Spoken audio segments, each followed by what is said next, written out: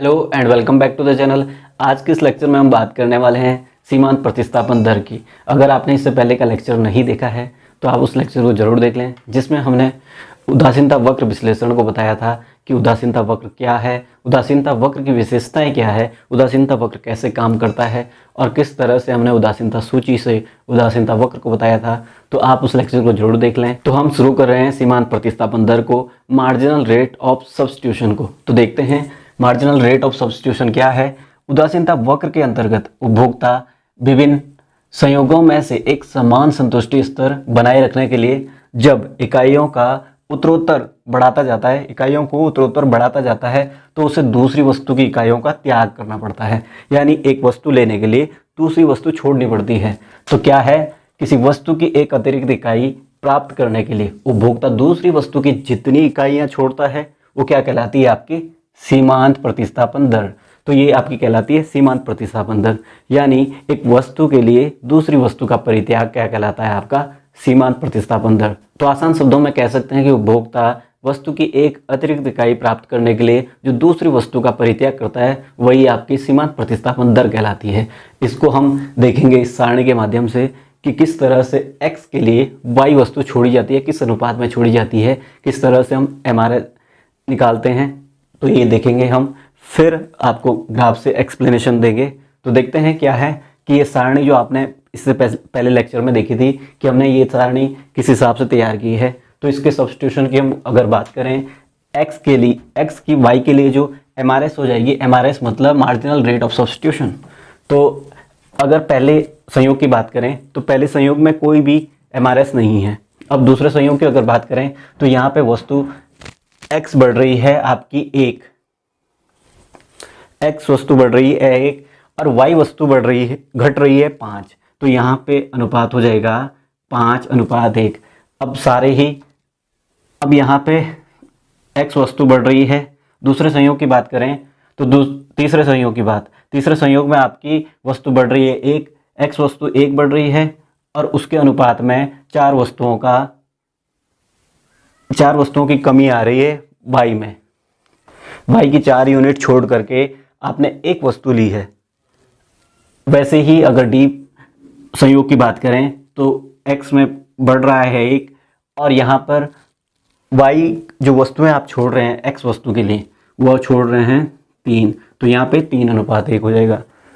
अब अगर ई संयोग की बात करें तो ई संयोग में x वस्तु हम एक इंक्रीज कर रहे हैं, एक बढ़ा रहे हैं। तो एक बढ़ाने के लिए हम y वस्तु की कितनी मात्राएं कम कर रहे हैं, 2। तो ये 2:1 हो जाएगा। अब हम लास्ट वाले संयोग में क्या कर रहे हैं कि यहाँ पर x पे है एक वस्तु को हम बढ़ा रहे हैं, तो y के कितनी मात्राओं को कम किया जा रहा है, y की भी एक मात्रा को कम किया जा रहा है। तो यहाँ पे आपने देखा कि किस तरह से इसकी दर बताई जा रही है कि x की y के लिए दर क्या है, MRS यानी सीमांत प्रतिस्थापन दर क्या है। तो अगर पहले संयोग की बात करें तो एक वस्तु पाने के लिए आपने 5 चीज़ें छोड़ी हैं। आपने x वस्तु की 1 यूनिट प्राप्त करने के लिए y वस्तु की 5 यूनिट कम करी है। सी संयोग की बात करें तो x वस्तु की 1 यूनिट बढ़ाने के लिए आपने y वस्तु की 4 यूनिट कम करी है। डी संयोग की बात करें तो डी संयोग में आपने x वस्तु की 1 यूनिट बढ़ाने के लिए आपने y वस्तु की 3 वस्तुओं का परित्याग किया है। तो इस तरह से आपकी दर निर्धारित होती है। अब हम इसको इस ग्राफ में देखेंगे कि किस तरह से आपकी मार्जिनल रेट ऑफ सब्स्टिट्यूशन चलता है।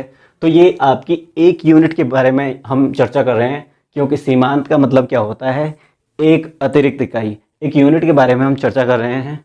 तो देखते हैं आपका, जैसे y1 पे संयोग, आपने y1 पे संयोग लिया था तो आप y की आप इतनी वस्तु ले रहे थे और x की आप इतनी वस्तुएं ले रहे थे।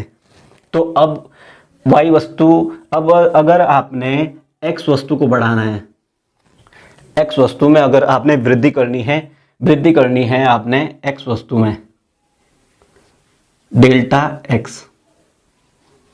अगर आपने x वस्तु में वृद्धि करनी है तो आपको y की कुछ मात्राएं घटानी पड़ी। आपको कितनी मात्राएं घटानी पड़ी? डेल्टा y, ये आपका माइनस हो जाएगा और ये आपका प्लस। तो यहाँ पर आपने इतनी y में कमी करके x की इतनी यूनिट बढ़ाई है, तो ये आपका क्या हो जाएगा?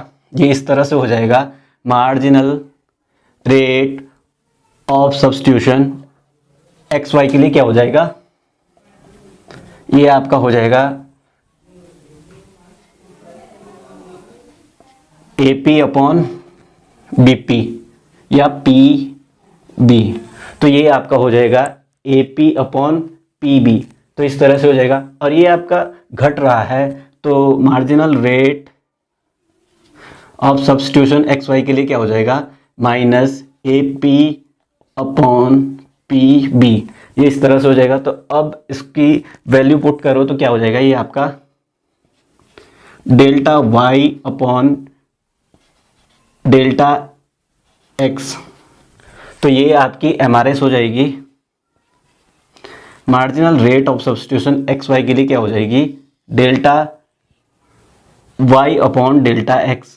MRS सदैव ऋणात्मक होता है क्योंकि उपभोक्ता जब उदासीनता वक्र पर बाएं से दाएं की तरफ जाता है तो ऋणात्मक ढाल होता है और मूल बिंदु की ओर उन्तोदर हो जाता है, जिस वजह से MRS हमेशा ऋणात्मक होती है। तो उम्मीद है आपको सीमांत प्रतिस्थापन का जो ये लेक्चर है समझ आया होगा।